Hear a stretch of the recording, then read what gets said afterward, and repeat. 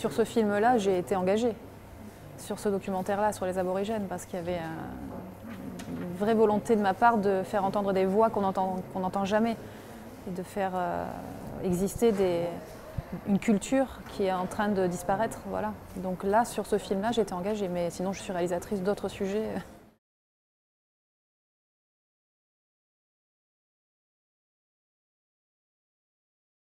La première année, effectivement, pour rencontrer des aborigènes très traditionnels, donc difficiles d'accès, je me suis orientée vers une petite ONG, une petite structure, parce que c'était une seule personne qui travaillait vraiment avec eux en proximité depuis des années.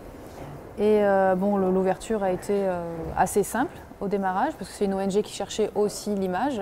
Et puis après, au fur et à mesure que l'histoire est devenue importante et politique, là, par contre, on a voulu m'éjecter de l'histoire. Et là, j'ai dû m'accrocher pour pouvoir continuer le tournage.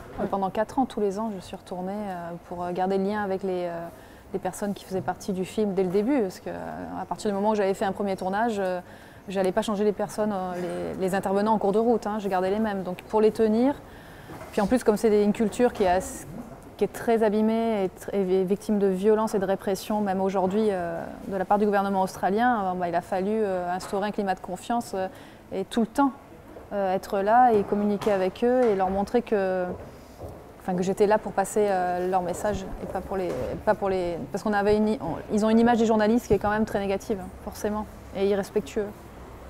Après, moi, je préférais aller directement parler aux aborigènes que passer par des filtres, on va dire. Ça n'a aucun intérêt. Mon intérêt, c'est de prendre la voix de ces gens-là et pas d'avoir des gens qui parlent à leur place. Voilà. Donc, les ONG,